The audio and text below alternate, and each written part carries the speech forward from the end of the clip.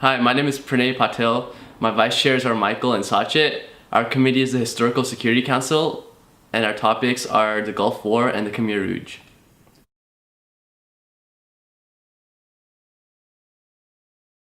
So we're the Historical Security Council, and we'll be going back to 1990. And I picked a historical committee because I'm a big fan of history, and I feel like it has lots of lessons to teach. And especially, I feel like for high school students, you spend a lot of time studying ancient history and up to, say, World War II, but you don't spend as much time later on, like into 1990s and the early 2000s.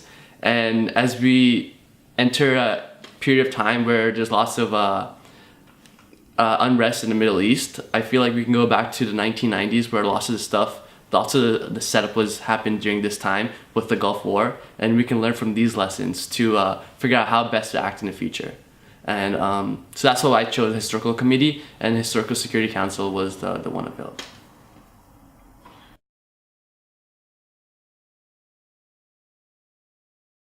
So as I just said, the first topic, the Gulf War, I chose because from the late 1970s leading up to the 1990s, a lot of events happened that helped play a role in the unrest that you see now in the Middle East.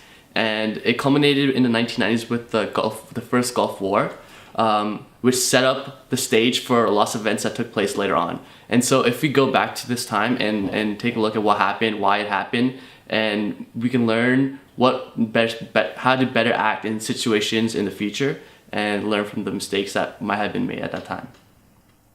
And for the Khmer Rouge, so actually it is the third worst genocide in history, and not many people know about it. I didn't know about it until I traveled to Cambodia and actually learned about it there. And so I think it's good for students.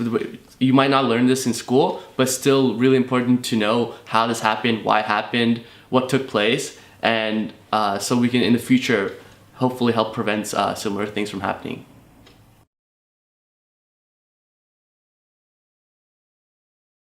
Yeah, so we're gonna have a bunch of interesting crises which I don't want to announce right now, so you can look forward to it in committee. And we're also gonna have so it's a Security Council, so we will hopefully it'll be intense, high pressure. People will be trying to get like real solutions really fast and stuff.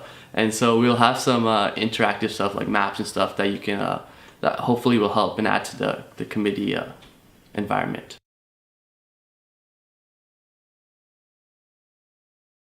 Yeah, so the biggest thing for researching for a historical committee is that you won't find lots of articles, like current articles, because this took place 20 years ago, 20, 30 years ago. And so when I was researching, the best resources I found were going into things like JSTOR, which you all should have an account for from your high schools, and other resources like books and stuff. You won't find too many great articles easily, because it's just like it's too far away.